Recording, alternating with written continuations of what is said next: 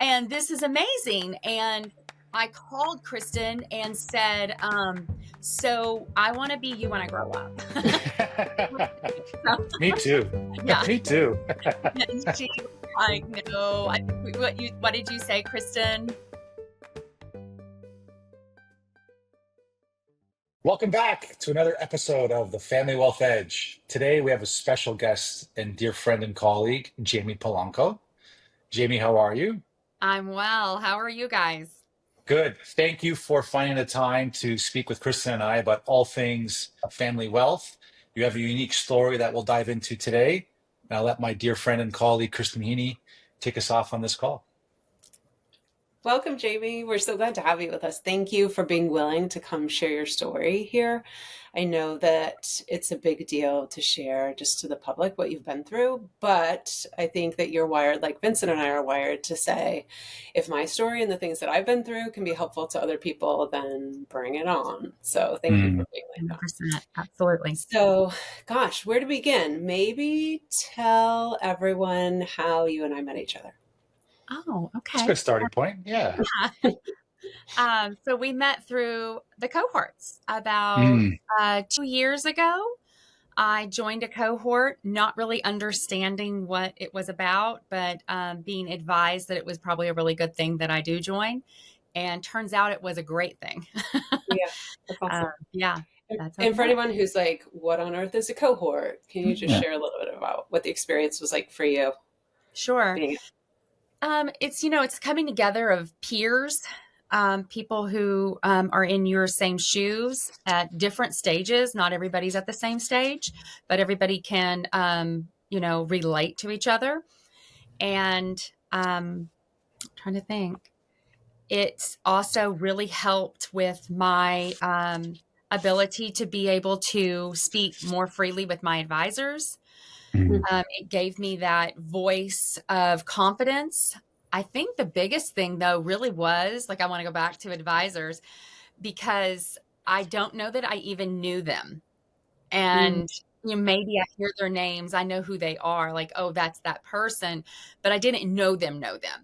And mm, now, I always say, like, now I can't imagine one day my daughter getting married and not inviting them.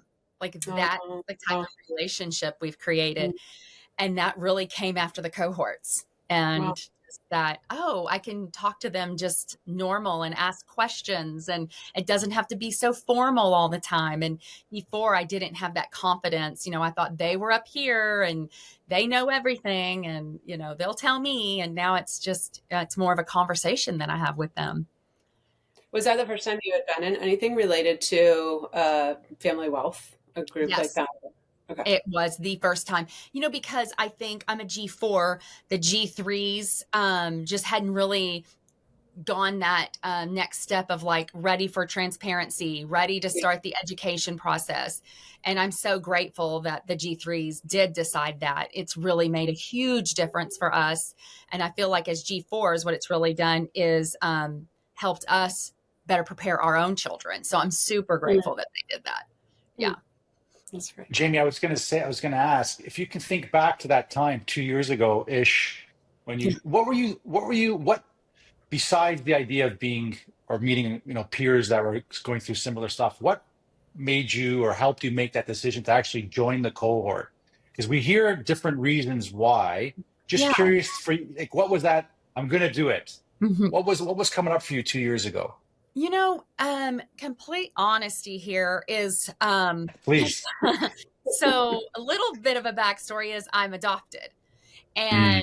And I dealt with a lot of imposter syndrome. I don't belong here. Um, People are going to figure me out. People are going to not think that I should be involved in things. And I think making that decision to go through the cohorts was, will this help me? Will I maybe understand what I'm really a part of better? Mm, And that's kind of what pushed that. Now, of course, the advisor brought it to me, not saying any of that, but it really did. Like it really did. I don't want to say obligated. That's not the word, but there is a sense sometimes of like, what can I do more? How can I help? And then what it ended up doing was like flipping everything for me. I didn't realize how it would impact me. I really went into it more of like, how can I help the family? How can this, how can I be a part of that a better version of me to show up for the family? And yeah. And I remember, Jamie, when you revealed the part of your story with the rest of the cohort, during the cohort, I remember being so surprised by that because you didn't share it like the kickoff weekend. Like it took you several months. It was even at the end of the cohort that you really shared that. And Right. I guess I had never really, I don't think I've ever had anyone that I've coached before, a rising gen who has been adopted. And it had never occurred to me how that experience can really add layers of complexity to the imposter Yeah. syndrome that a standard inheritor feels. So if you'd be willing to dive more into that, I know it's probably a sensitive topic for you, but Yeah, no, I don't mind at all. You know, I just felt I was adopted later in life. And I think that's also another layer of that is I think a lot of times people think then you were adopted at 3. I was adopted after the age of 18, which Mm, adds a huge layer in, Yeah. especially with families of success, because what comes along with that is the funds, and that can be super tricky for some people thinking that is there an alternative motive. I'm not sure that, well, I know I didn't understand any of that language. I knew that I loved this family and I just wanted to be a part of it. And the money actually never came into my head. That was never really, even though I was older, I understood what a dollar was. I also didn't even understand the amount of money that was there, because where I came from, I don't think my mind could comprehend that anyway. Like, mm, I just knew people could pay bills on time. yeah. So that adds a layer of complex to it, and admitting that, all of that, because I have that fear of what will people think when they hear that, when they hear I was adopted and they hear I was adopted after 18. That so sharing that is sometimes really hard because of all those layers that come along with a family of financial success. Um, so I did deal a lot with that. I think though, once again going through the cohorts and like finding my voice and owning it, I I realized that it's my story and I know the truth, and that it's okay to share. And once I share that, it takes away the shame and it takes away the fear. I think that's all there's lots of little layers in that adoption process. I was blessed to have this family embrace me the way they did. I think that I will never forget like watching them all sign documents Mm, that they wanted to take me. And no one even hesitated. It wasn't even like I didn't see anyone, and I didn't know what they were doing over there, but I didn't see anyone like stop and be like, I'm not, no. mm, I think one cousin's comment was, I thought she was already adopted. Oh, And so, yeah. yeah. So I'm blessed on so many levels that mm, Yeah. these people know my heart. I know their heart. yeah. And I did join the cohort because I again like have that in me that I want to give back and help, and I do. I will do anything with this family and for this family, but it also helped me in my journey, and it helped me understand my place. And if that can help anybody, if I can share my story and somebody can be like, oh my gosh, that's me too, even though maybe I wasn't adopted or maybe I was a married in, uh, even like G1 sometimes it goes in their head because you've lived on both sides of wealth. And so there's a little complexity. I'm a G4, that I probably function like a G1 and Yeah. I'm raising G5s. Yeah. So And yeah. we want to explore more of that, Jamie. I just thank you. I mean, your Kristen and I talk about this a lot, right? Like the power of stories and your unique story and sharing that with others is one of the key ingredients to helping people be better. And one of the things that we've shared many times on these podcasts and whoever we work with is how different Kristen and I's upbringing was, where she was in a lack of transparency. I knew too much too soon. I was very much the entitled, spoiled kid. Kristen was on a different path. And then we hear your story, and which is probably the most unique. And I've met others similar to your situation, but it's like you are the definition of a blended, unique experience. Are you talk if you're open and willing, are you able to share more? So like after 18 you get adopted, right? Obviously you spent some time with this family your family prior. Yeah. What was your 20s like, just starting to open up your mind and you're like to this new reality that you're faced with? And then it's amazing what you've decided to do with your career now to give back to this community. Sorry, Jamie. No. I thought you were almost done and I interrupted. Not you, me. um, I, so, how do I say this? It was, yeah. So I was a part of this family and they got to know me in my 20s and my 30s. That's the best way to say that is, they knew me 16, 17, 18, 19, we'll say that, as a person that just kind of was there sometimes and then wasn't, because I didn't go to every single event or every single family function. I wasn't a family member, nor should I have been. And then I just kept showing up. And also, I didn't have the other family support, the mom and dad, the birth parents. So it just lent itself for me just to come more and more. And that's when I think my cousins probably got to know me, is in my 20s, in my 30s. They got to know me. And then you fast forward to one of my cousins put my son in his wedding into his 40s. And so I think that time was the time we really got to know each other, because I really wasn't a part of the family. And then we did the adoption at the end of so I was adopted by all intents and purposes, except I wasn't legally. And we at the time had some family advisors that just didn't take that issue maybe as serious as they should have. And when we transitioned, it got taken into a priority, and it was a legal document then. Like we went to court and signed papers, and it became a legal document. And then after that legal document, that's when they started to say, well, how do we distribute funds evenly and distribute wealth evenly and in a fair way? And my grandfather worked really hard to make sure that was done, and to make sure that I felt like I was a part of it as well. And so I feel like the 20s and 30s was really a time for cousins to get to know me and the whole family, not just my mom and my siblings. It was all of everybody. Yeah. And then getting to know my kids in that time frame. And at that time, nobody was really, it was more of a G3 had transparency, and G3 had access, but not a G4, no G4. And you have to understand too, I'm the oldest at this point. There's G4s that are 8 years old. So, are just being born. So there really wasn't, I didn't go through that. I didn't have the access that I do now. And so it was a little different.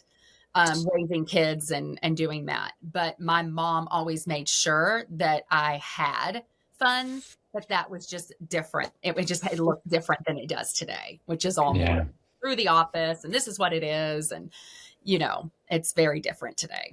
I can say that. Yeah. When you look back on that frame of time, Jamie, I wonder if you would have certain advice that you would give to yourself to, kind of open your heart to the opportunity that you had in front of you. What advice would you give? Wow. I think I would look back, I would look back on me and my mom and say the both of us knew in our hearts that we wanted this adoption legally. And I wish that both of us had more confidence and more voice to demand that. Wow. Because I think then those legal documents would have been signed a lot sooner. Yeah. But that's not the story we had. But I guarantee if she and I both, because she's the female of the G3s, I think if she and I both had that, that it would have probably happened a lot sooner. But here's something to remember about both of us is that it happened for us in our hearts a lot sooner than it happened on paper. Yeah. Yeah. What a message, Jamie. Like sharing your voice, having the confidence and courage. I think it's so important. Like what you just said there, like we knew in our hearts, Yeah. and we see this with the families and cohort members that we work with over the years. It's one thing to have under competence. Like I understand what's going on and I know where I want to go, or I know where I don't want to go, even more importantly. But having the lack of courage and confidence to use your voice, I think that's why when Kristen and I were talking about this episode, she's like, we got to have Jamie. It's so what you bring to this space is so important. Yeah. And for whatever, the world works in mysterious ways. And somehow now you find yourself giving back, not only to your own family, but you shared the example, you're the oldest G4. Yeah. So by definition, you're the champion of G4, right? And almost I'll do anything for them. Yeah. Well, again, I think and then as a mom and as a sibling and as a cousin and now as a coach, sharing with people that finding your voice and actually having the confidence to speak up for what it is that you want and don't want is the key to life. Yeah. I mean, it can't be understated. Right. Share with us more. So your career, right? So this interesting, wonderful thing happened to you in your late teens. I'm smiling because when I was 19, we were in a very different place. Like we all do, our 20s are so vital just to development, figuring out who we are, where are we going to live? What are we going to do for work? And now you find yourself in this space of giving back to family enterprise, successful families. Can you just share how that journey ensued or changed, developed? Yeah. I think that happened with Kristen with the cohorts, and I saw the work she was doing, and I think for the first time it opened my eyes to think, oh wow, this is an industry and people do help people, and this is amazing. And I called Kristen and said, so I want to be you when I grow up. Me too. Yeah. Me too. And she was like, no, I think what did you say, Kristen? I said, I want you to be you when you grow up. Yeah. The best version of you, my friend. Right. Yeah. And so she really helped guide me through, okay, then let's do that. And here's space for you. And here's what I would do if I were you. And took me into the life coaching, getting that certified through the Institute of Life Coaching, and going to conferences and learning as much, because as family members, we all have a story, and yes, that story can help people, but also how can you, if you're going to work it as an advisor, let's bring a little bit of education into that story as well. And so instead of just being able to share your own personal experience. Yes. So, It's the personal and professional that's needed in the industry for sure. Yeah. It really is. And then if you could also talk, Jamie, about how your development has impacted the ways that you're showing up in your own family differently, because I do think it's cool to see how in the past, one of the themes that was key to your early part of your journey was this needing to find your own voice and step into what was needed. But then you're doing that in different ways now with your family. So can you talk about that a little bit? Yeah. So I think with my own kids, of course, it looked very different. Their upbringing looked very different than mine. And so after doing this cohort though, I didn't want my kids to ever be ignorant or arrogant. That was a huge thing for me. And my kids went to private schools and that was afforded for them. And so I always had this worry, but what I learned through the cohorts again was like having a story and owning your story.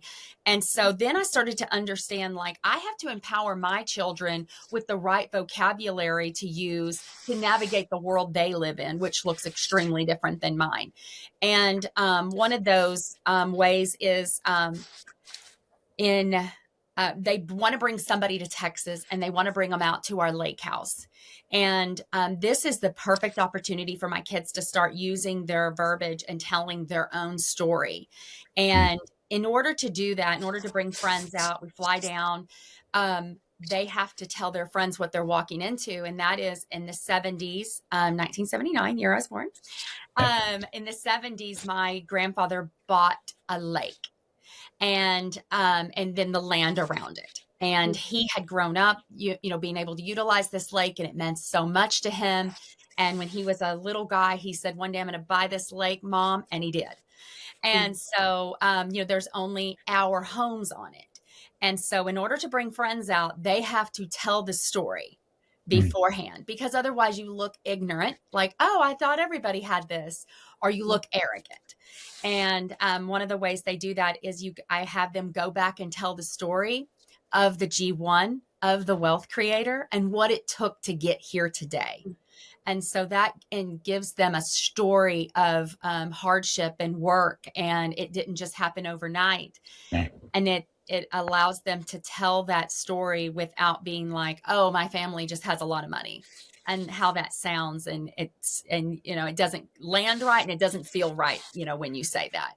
And so that's like the first step for them. I have to tell my friends.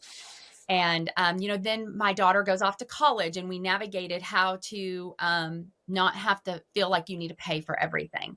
If yes, you have Uber app and I pay that, and that's a great luxury for you. And we had to navigate like, I pay for your Uber. And so if there's an Uber XL, your friends have to pitch in and pay that extra $8. I only have you that I'm paying for. It's like little things like that. And when they were younger, I did this thing where I told them, if you got $1 million, what are 5 things you would buy? And it was more of a handwriting activity. They had to write it in cursive, the 5 things they would buy. But also, what are the 5 things you would donate to in your community to make it better? And so it kind of gets them thinking in that way of like how money can be used, and it doesn't need to be used in one way. Yeah.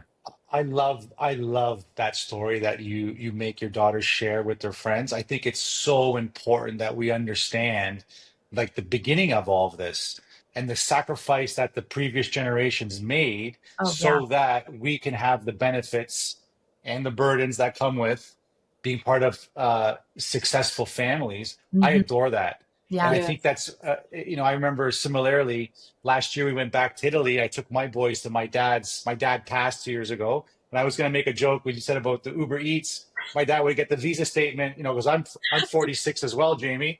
And he would go to the Visa and he'd go, I don't mind buying you a beer, but do you have to buy the whole bar a beer?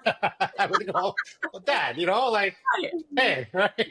Yeah. But we went back to his little village, and my father was an orphan as well. Right. So there's our kindergarten. So then you go back to where Nonno, their grandfather, was born, and it was bombed out during the war and all that stuff. And my kids are 8 and 4, so a bit younger than yours, a bit younger than Kristen's. But you can see, especially my oldest one, you could see it registering that, oh, it was different before. Right. And then like even the 10-hour flight over, I said to him, and if you think my mom's parents came over on a boat in 1951, being on the ocean for 3 weeks or whatever the time was to come across, you can see the little ones starting to appreciate more. And it does have an impact on how they treat stuff. Yeah. And you said it, right? Like the way we grew up is different than how our kids grew up. It's different, definitely different how our parents grew up. Yeah. And it's that, do they appreciate the value of a dollar? As Kristen says, when you can say yes to everything, when and how do you thoughtfully say no? Yeah. So I love that story. And hopefully I would love to offline, I want to hear how those stories land on some of their friends. Yeah. See, Little different reactions, but yeah. yeah, it's I think you know what it is. It's funny too, right? I know, like with this, like with wealthism, right? I know we talk about this in the cohort, right? There's this stereotype of being part of wealthy families, and some of them are true, Yeah. Yeah. and Sure. and we're just people, right? Like we're all human. We're all trying to figure out this thing called life, and we're all trying to play the card that were dealt to us. And your deck is so unique, Jamie. Right? I just want to reinforce that again. It really is an honor and a privilege to hear your story, listen to your story, and then I'm going to set you up to take us home. One or two words of wisdom or advice you can share for your kids or for future cohort participants. What would it be? Oh, I mean, when you think you can't, you can. Mm. It's just that simple. And you know, you're I've been through a journey, and yes, I said I'd love to go back and make it all different, but your journey is your journey. Embrace it and own it. And yeah, we all have coulda, shoulda, woulda, but put it to a side. It got you where you are today. Mhm. And yeah, but definitely just even if you think you can't, you can. I mean, I Yeah, wish I could go back and shake little Jamie and be like, yeah. you can do this. Just keep going. Yeah. Yeah. Thank This you, is our Jamie. first guest that almost made me cry on the podcast. That was really Yeah, beautiful, Jamie. yeah, Your story is really beautiful. Thank you for yeah. sharing. So if you can't, you can. You can. That's Jamie Polanco. Thank you Yeah. so much, Jamie. Thank you both for having me. Appreciate it. Take care. Thanks. Bye.